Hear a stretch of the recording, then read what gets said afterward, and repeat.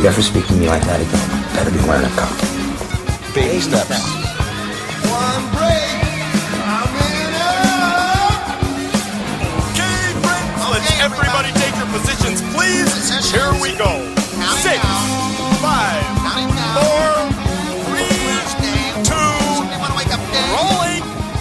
Dave! And Dave Unchained! welcome to Dave and Dave Unchained, a Van Halen podcast. I'm Dave. And I am older Dave. Oh, we are both older, Dave. Oh, we are on the other side of the mountain, and the weather is not exactly clear. What'd you say, Sonny? That's right. That's right. Everything's fallen to pieces. So what can I say? We are in our 50th episode, Dave, and believe it or not, I didn't time it this way, but we both turned 50 on our 50th episode. What do you think about that?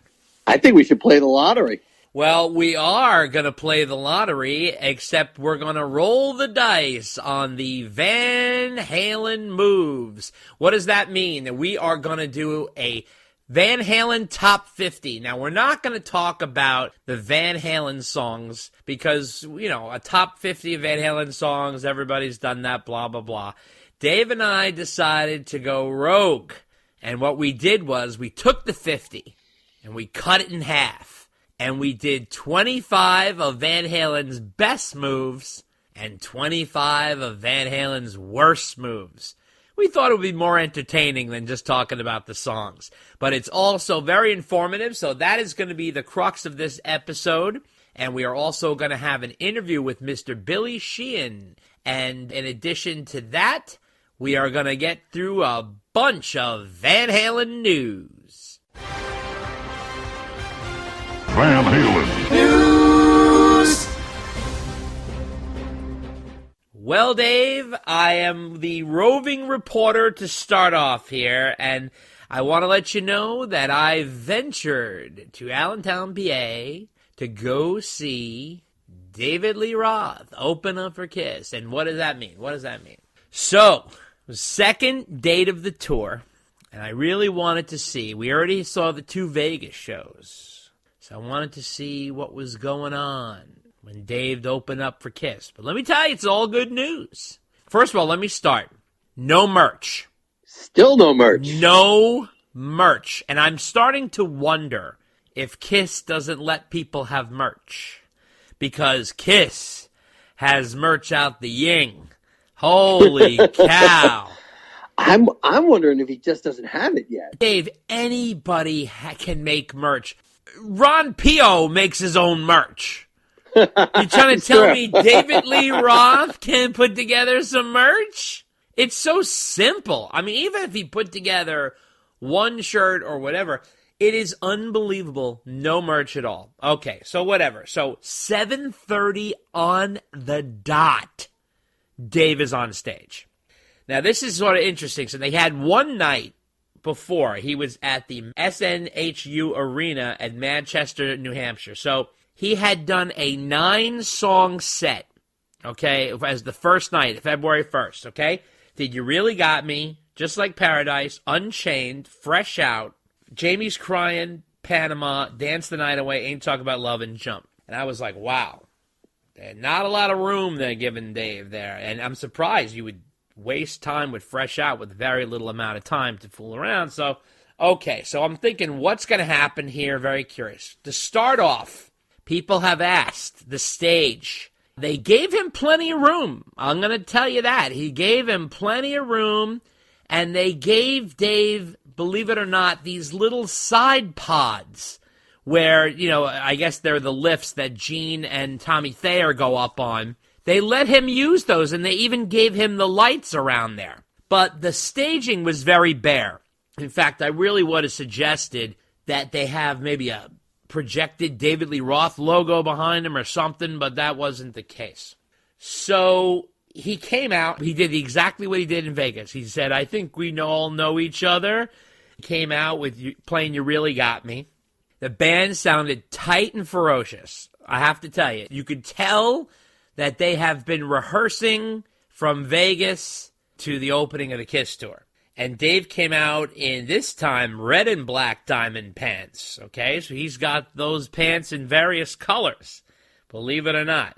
And it looked amazing. like, yeah, it's amazing. And the band sounded tight and really kind of, I'm going to say, very aggressive. Like, they were really gunning it, you know what I mean? Obviously, they had no time to waste either. You had the clock was ticking. Then they went into Just Like Paradise. And, you know, we had issues with this in Vegas. But I have to say, he really improved on it. I'm starting to think he's listening to the podcast because all these little things that we talked about, he started to fix. You're not the only person to say that he's gotten better opening for Kiss than he was in Vegas. It's incredible, but you know what? Let's be honest. I mean, you know, it's like anything else. You know, you get in the hang of it. The band starts gelling a little bit. Interesting enough, though, Dave, 2 guys were gone. Frankie was gone, and our buddy Muscleman, Mike Muscleman, was gone. And I was like, what the fuck? I couldn't believe it. I mean, my God, Dave has already overhauled the band hardcore with the exception of the bassist. He loves that bassist. He won't let him go. But he's gone through everybody, and now he went through another overhaul. And boy, it sounds like Dave runs a tight ship. So it must be a little rigid there. So anyway, they sounded great. Again, everybody's been saying it. I'll repeat it. The background vocals are piped in. We already know that. Or they appear piped in, that's for sure. But it is blatantly piped in. Like blatantly piped in. Like if I just came to come visit you and you opened the door and I was wearing a toque. That's how blatant it is. I mean, it's like, it's like, dude, what are you doing with that toque on your head? So I have to say with Paradise, though, he didn't do those long, extended notes. He sang the song regular. And let me tell you something. I have never seen Dave so on point with his lyrics. He's not skipping. He's not dropping lines. He is on point. I'm going to go on the record to say I think this is the most on point he's ever been on lyrics. Somebody is working with him. I don't know who it is, but somebody's working with him. So even more than the 2007, 2008 tour? Yeah, and I'm telling you, he is purposely not missing a syllable. I mean, it's unbelievable. The other thing is, and it's hard to compare him to that because that was when he was back with the band and Eddie and Alex are there, you know, I mean, the nostalgia of it all. But, I mean, Dave, you know what it is? You can so feel that he wants this. He wants to succeed.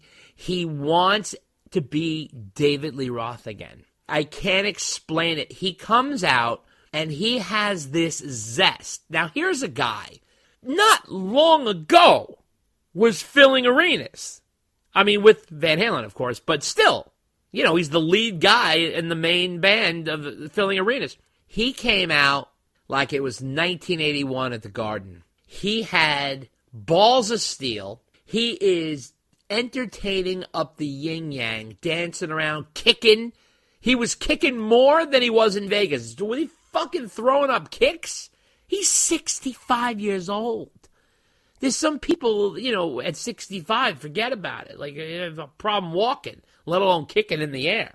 But I have to say, very, very impressive. You know, he came out real hardcore. So then, anyway, he goes on to Unchained. Sounds great, but again, background vocal issue. Okay, you got that. I really wish he didn't let go of those background vocalists. Apparently, he had 2 background vocalists that he was going to use, and then he ended up not using them.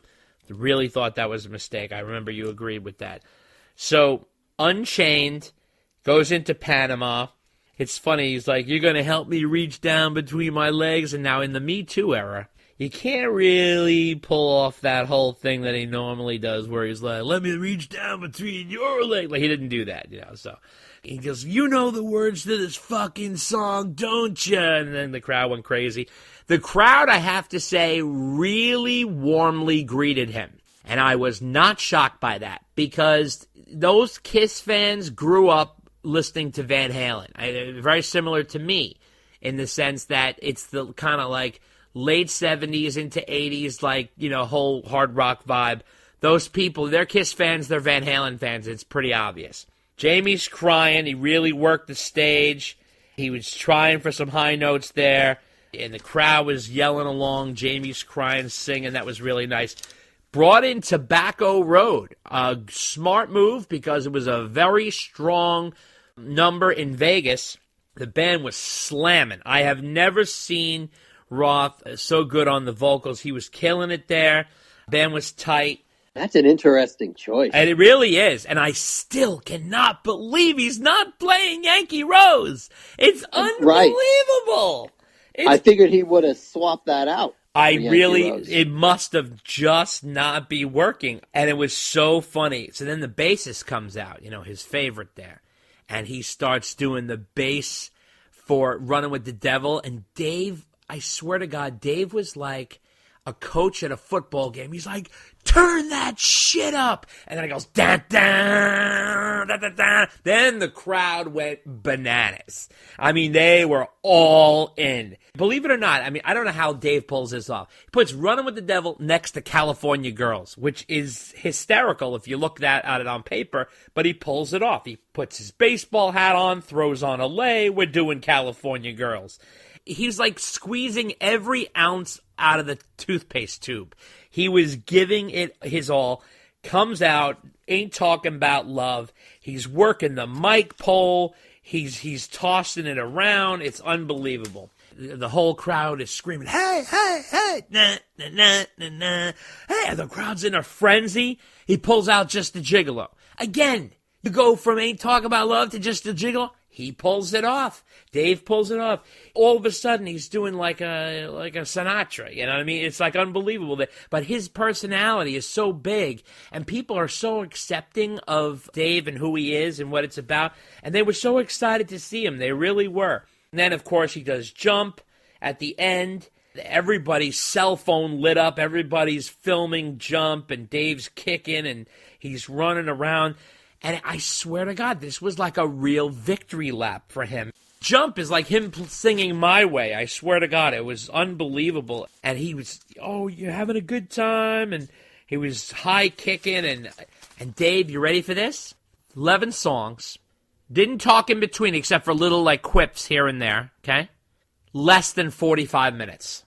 Less than 40. It was I timed it. 42 minutes. 42 fucking minutes. I tell you what he did drop. He dropped Dance the Night Away. I think he's listening to the podcast. I swear to God, because he's taking all the notes.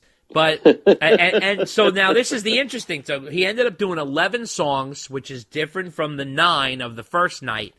And if I looked at all his set lists since, okay, like when he went to the Key Bank Center in Buffalo, 11 songs. All the same 11 songs, except he mixes them up in certain areas here and there. Then he went to the John Paul Jones Arena in Charlottesville, Virginia.